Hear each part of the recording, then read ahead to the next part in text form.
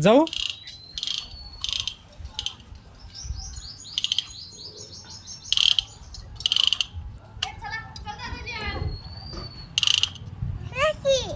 काय काय करायचं?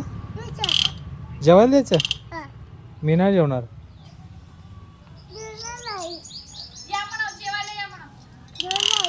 नाही तू म्हटलं नाही यायचं नाही, मग मी जेवणार नाही आता. काय करू? खायला जायचं? काय खायचं? भाकरी खायची? तू चालणार? चालणार? चला मग चला.